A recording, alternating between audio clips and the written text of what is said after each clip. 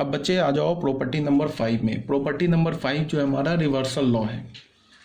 जैसे हमने ट्रांसपोज में रिवर्सल लॉ पढ़ा था ना, A B transpose is equal to B transpose into A transpose. फिर हमने क्या बोला था, A B C transpose is equal to C transpose B transpose A transpose.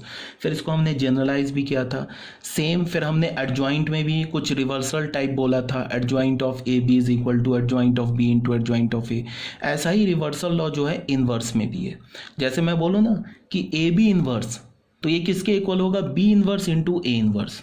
इसका क्या मतलब है कि तुम ए मैट्रिक्स और बी मैट्रिक्स को पहले मल्टीप्लाई करके इन्वर्स लो, उसके बाद तुम ये किसके इक्वल होगा, B inverse into A inverse के इक्वल होगा। तो यही रिवर्सल लॉ बोल रहा है। रिवर्सल लॉ में क्या है, if A and B are invertible matrix.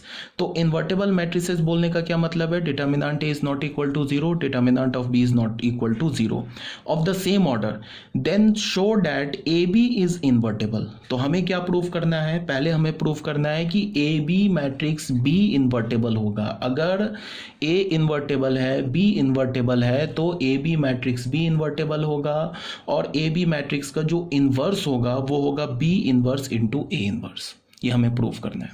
अब ये ऐसे मैंने जो कर दिया, ये नहीं कि मैंने इसको कैंसिल किया, गलती से पेन लग गया है, ठीक, कैंसिल नहीं है। इसका हम लोग प्रूफ देख लेते हैं, ठीक है।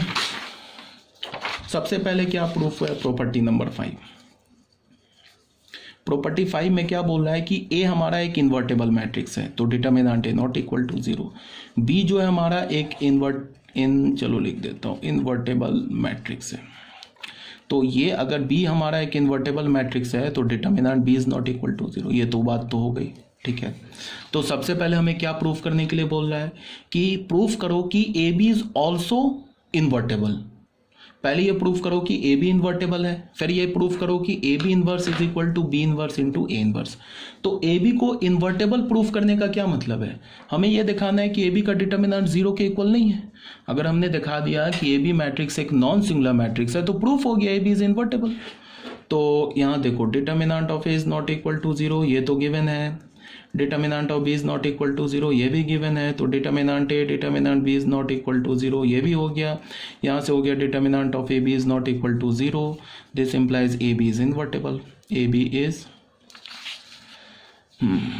ये हो गया इनवर्टेबल। ए बी क्या हो गया हमारा, इनवर्टेबल हो गया। तो ए बी इनवर्टेबल हो गया तो इसका मतलब ए बी इनवर्स एग्जिस्ट कर गया।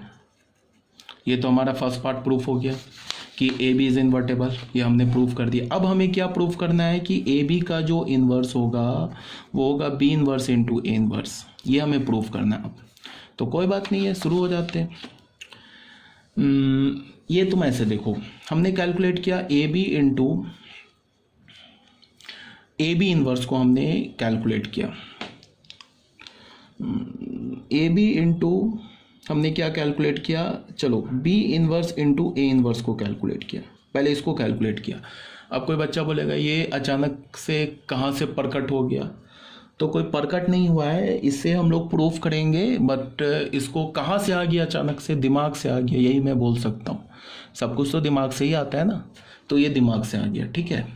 तो इसके लिए इसको हमने ले लिया, ठीक है। अब इसमें एसोसिएटिव रूल लगा लिया। तो इसको हमने क्या बोला, ए, ये बोला बी इंटू बी इनवर्स, इसको बोल दिया इंटू ए इनवर्स बोल दिया। तो बी इंटू बी इनवर्स क्या हो जाएगा, ए, ये आई हो जाएगा इंटू ए इनवर्स। आई का तो कोई मीनिंग नहीं, हटा दिया तो हो गया A into A inverse. A into A inverse क्या हो गया, आई। इसे फर्स्ट इक्वेशन बोल दिया, ठीक है। अब हमने दोबारा बार क्या किया, B inverse into A inverse लिया इंटू ए बी ले लिया। फिर इसमें एसोसिएटिव रूल लगा दिया। तो बी इनवर्स हो गया, ये हो गया A inverse into A into B हो गया। ये क्या हो गया, बी इनवर्स, ये आई हो गया, आई बी हो गया। ये क्या हो गया, बी इनवर्स बी हो गया। ये किसके इक्वल हो, आई हो गया। सेकेंड इक्वेशन मान लिया। अब फ्रॉम वन एंड टू कर दिया। फ्रॉम वन एंड टू क्या हो गया, वन किसके इक्वल है, वन का राइट हैंड साइड आई है, टू का भी राइट हैंड साइड है। तो हमारे पास क्या होगा, A B into B inverse A inverse is equal to B inverse A inverse into A B, और ये किसके इक्वल है, आई के इक्वल है। अब बच्चे थोड़ा ध्यान से यहाँ पे सुनना, ये ए बी मैट्रिक्स है ना, इसको तुम ए की तरह ट्रीट करो। ये बी इनवर्स ए इनवर्स को तुम बी की तरह ट्रीट करो। तो ये क्या लिखा है, A B is equal to B A is equal to I. तो A B is equal to B A is equal to I लिखा है। इसका क्या मतलब होगा कि जो ए का इनवर्स होगा वो बी होगा। तो ए क्या हमारा ए बी, इसका इन्वर्स जो होगा वो बी होगा, बी क्या हमारा बी इन्वर्स ए इन्वर्स। तो बस हो गया, हेंस प्रूफ हो गया। यही था ना हमारा थ्योरम कि A B inverse is equal to B inverse into A inverse. तो बट हम लोगों ने स्टार्टिंग कहाँ से किया, स्टार्टिंग हमने ये बोला कि ए हमारा एक इन्वर्टेबल मैट्रिक्स है, बी हमारा एक इन्वर्टेबल मैट्रिक्स है, then show that A B is also invertible and hence proof A B inverse is equal to B inverse into A inverse. तो हमने कैसे प्रूफ किया, हमने प्रूफ किया कि सबसे पहले हमने क्या बोला कि ए एक इन्वर्टेबल मैट्रिक्स है तो determinant is not equal to zero, B एक इन्वर्टेबल मैट्रिक्स है तो determinant B is not equal to zero. तो अगर ए का डिटर्मिनेंट जीरो नहीं है, बी का डिटर्मिनेंट जीरो नहीं है, तो A determinant of A into determinant of B भी जीरो नहीं है, तो इसका मतलब डिटर्मिनेंट ऑफ ए बी भी जीरो नहीं है, इसका मतलब कि ए बी इन्वर्टेबल है। ये हो गया। उसके बाद सबसे पहले हमने ये आइडेंटिटी लिया, A B into B inverse into A inverse is equal to A into, यहाँ पे एसोसिएटिव रूल लगा लिया, तो ये क्या हो गया आई, फिर आई को हटा दिया तो ये फिर ए इंटू ए इन्वर्स हो गया जो कि आई के इक्वल हो गया। फिर हमने इसको पलट के ले लिया, फिर यहाँ पे एसोसिएटिव रूल लगा दिया, इसको हमने सेकंड इक्वेशन मान लिया, ये भी आई के इक्वल है, ये भी आई के इक्वल है, तो from 1 and 2 left hand side equal कर दिया। तो ये क्या लिखा है, A into B is equal to B into A is equal to I, तो ए का इन्वर्स बी हो गया, ए किसके इक्वल है ए बी के इक्वल, बी किसके इक्वल है बी इन्वर्स ए इन्वर्स के इक्वल। अब ये इतना क्या हमने प्रूफ कर दिया। अब फिर कोई बच्चा बोलेगा कि सर इसको याद कैसे रखेंगे, ये तो बहुत टफ आप प्रूफ कर रहे हो, समझ में नहीं आ रहा है, कंफ्यूज्ड हो गए। तो मैं बार बार बोल रहा हूँ कि इसका प्रूफ, पहली बात कि तुम फर्स्ट टाइम देख रहे हो, तो फर्स्ट टाइम कुछ भी लाइफ में करोगे टफ होगा, हाँ ठीक है। अगर तुम डर के छोड़ दोगे तो ये तुम्हारे लिए सारी ज़िंदगी टफ रहेगा, कभी भी तुम इसको सीख नहीं पाओगे।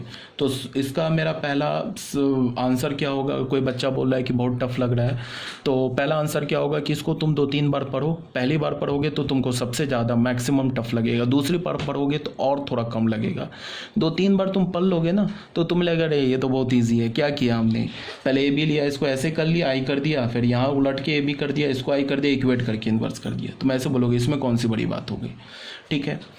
फिर तीसरी बात मैं क्या बोल रहा हूं कि प्रूफ तुम्हें याद ही नहीं रखना है, बार बार मैं बोल रहा हूं कि प्रूफ नहीं याद रखना है, हमें प्रॉपर्टी याद रखनी है। तुमको प्रूफ मत याद करो, प्रॉपर्टी याद रखो। प्रॉपर्टी जो है, प्रॉपर्टी पे बेस्ड क्वेश्चन आएगा। प्रूफ तुमको ना ही जेईई मेंस में पूछेगा, ना ही एडवांस में पूछेगा, और ना ही बोर्ड में पूछेगा। तो तुम्हें प्रूफ, लेकिन एक बार प्रूफ खुद से कर लेना, लिख लेना, तो उससे तुम देख नहीं रहो कि जब हम प्रूफ कर रहे हैं तो हम लोग सारे जितने भी मैट्रिक्स की हमने प्रॉपर्टी पढ़ी है वो सारे प्रॉपर्टी यूज़ हो रहा है, तो तुम्हें जो प्रॉपर्टी है वो तुम्हें याद हो जाएगा। तो एक बार खुद अपने हाथ से लिख लेना प्रूफ, ये नहीं कि सुन के छोड़ दिया। और फिर लास्ट बात क्या कि ये जो प्रॉपर्टी नंबर 5 है ये एनसीईआरटी का प्रॉपर्टी है जो तुम्हें याद रखना है।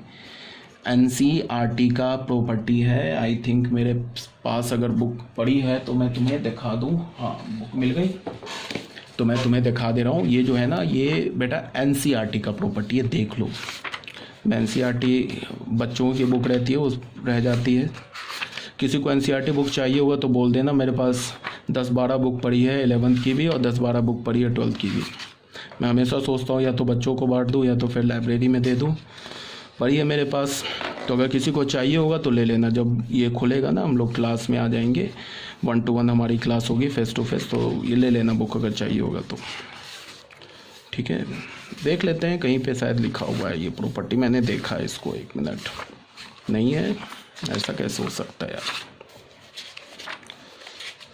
आई थिंक ये प्रॉपर्टी है, नहीं है तो कोई बात नहीं है इसके लिए। हाँ ये देखो मिल गया, वही तो बोल रहा हूँ ना, ये लिखा है ना, इफ़ ए एंड बी, देख लो बच्चे, नहीं दिख रहा है तो यहाँ देख लो, दिख रहा है ना, if A and B are the invertible matrices of the same order then A B inverse is equal to B inverse A inverse. तो ये बच्चे प्रॉपर्टी है, ये एनसीईआरटी का प्रॉपर्टी मेरे दिमाग में था, ठीक है। तो इसको रट्टा मार जाना, ये ऐसे प्रूफ दे रखा है, इसको रट जाना, एनसीईआरटी है। अब एनसीईआरटी सुन के तुम्हारे दिमाग में बोर्ड आ गया, तो बोर्ड के लिए तो तुम करोगे ही, बोर्ड नहीं करोगे तो फिर तो कहीं के नहीं रहोगे, ठीक है। तो रट जाओ।